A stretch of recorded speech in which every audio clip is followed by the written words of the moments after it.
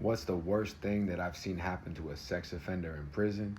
Ooh, this one is brutal. This dude was a rapist piece of shit. This piece of shit was doing his dirty deeds all up and down Florida, hurting a lot of women. And the torture that this man went through, the first thing I saw them do to him was poison his food. I don't know what kind of shit or E. coli or whatever the fuck they put in there, but that man was dying, puking, just couldn't breathe, fever, and they wouldn't give him medical attention. They said, here's an ibuprofen in the water. Now, we heard that one of the officers working the unit knew one of the victims that he had raped, and you could tell this was a personal hit. This man was in the bed, this rapist piece of shit, throwing up, puking, sick to his stomach.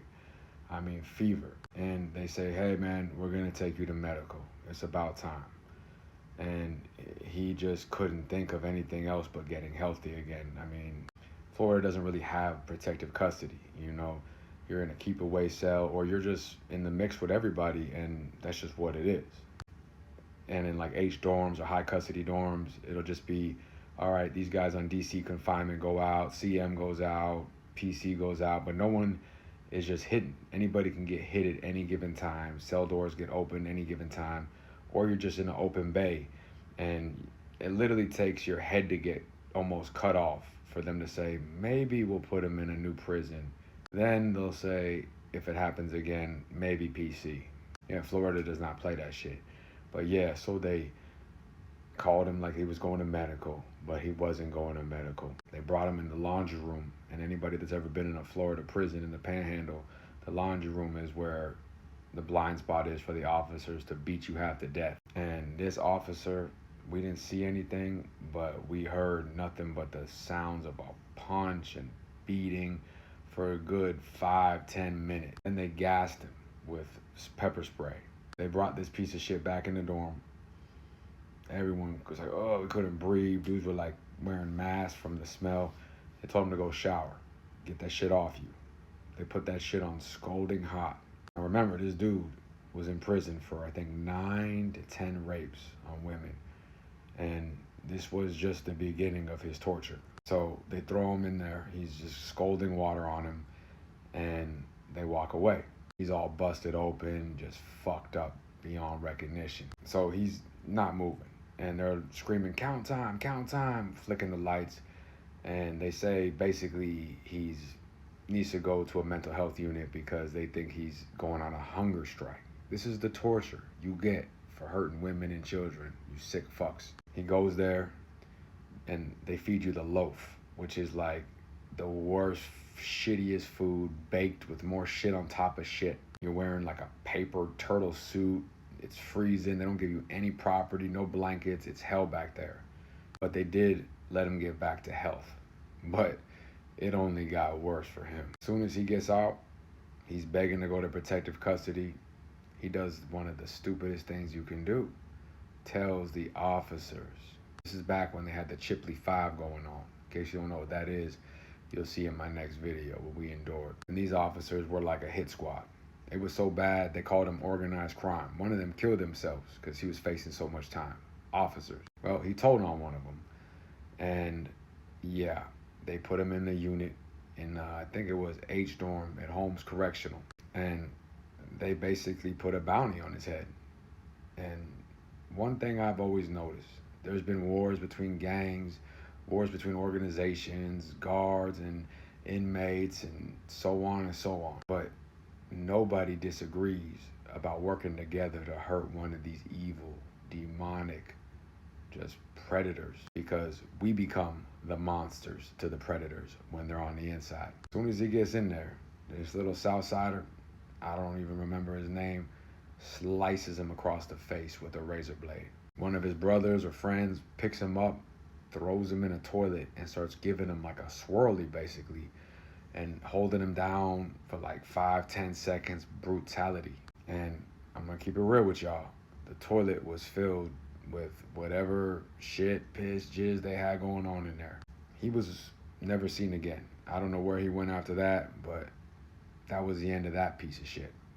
So then, most sex offenders, we played a game called Razor Tag, where we would dip our razors in some type of vile chemical shit, whatever it may be, and slice them. Because we're all not trying to kill them, but now you're marked. Some of them getting sepsis. Some of them are gonna kill them, like a lot of my stories. It became a game, and dudes would be counting as many slices as they could. Dudes be walking on the compound with massive infections and boils and say, I gave them 3 of those. Some dudes would cut off their ears. Then they go to confinement, and the COs will spit in their food, starve them, throw them off the top tier. Now, this is reality, because when you have a group of people who hate each other, organizations, officers, all alike, people that have killed each other from rival sides of the fence or rival gangs from the streets, yet they will come together and count who can slice this chomo the most. That shit is unreal. And you know, I'm not cool, I'm not tough at all, but I definitely got in on that.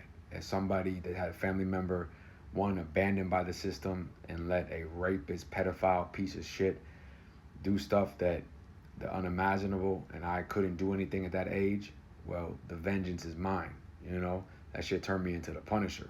I mean, I remember one would walk by, and every time he'd walk by, I had that Dookie 3000, basically a VO5 like shampoo bottle mixed with the most decrepit, vile feces you can imagine. I spray him right in his shit every time. Every chance I got, he'd get hit.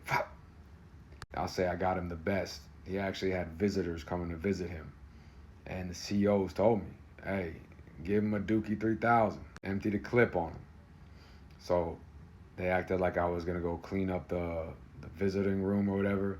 They're like, there's no way this pedophile rapist can have visitors. And he's in his nice blues. Somehow he got him. I have no idea who the fuck gave it to him. And as he's coming through the vestibule, I just slang all this shit all over him. I'm just spraying the whole shampoo bottle all over him. And, you know, that wasn't even the end of his suffering. See, he hurt children. He hurt women. He's the worst of the worst, just like the rest of them. There's no difference. You leave our kids alone. You leave our women alone. Don't go after the weak and go to prison and start acting like a victim. Like, oh, I was set up. Or nope, no, you weren't. Because you know how we know? Because they damn near don't do anything when these children say they're hurt or these women say they're hurt. So don't fucking lie.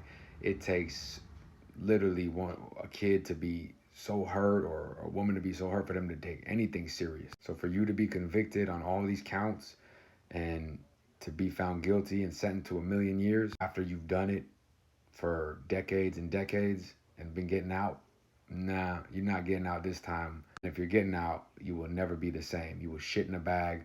You will never walk the same, and everybody will look at you and know why. This one in particular, after I got him, you know, my boy Flex, you know, he Wolverined him. I've heard inmates get into the cell. The CO will say, hey, you know, such and such did this and this. Or I'll hear other inmates, or they're doing sign language, passing the kite. Hey, if anybody can get to him, let me know there's a bounty on him. Dude gets castrated. They'll poke out their eyes. I mean, I've seen a lot of bad stuff in prison. Snitches get hurt, gang fights, stabbings, but it's to a point where when it's over, it's over. You know what I mean? I mean, they're going for blood. They're going to hurt somebody. But the torture, getting held in toilets, everywhere they go, they're getting a slash across the face with a razor blade dipped in who knows what. Tattoos of all just crazy shit all over their face. They can't even eat food.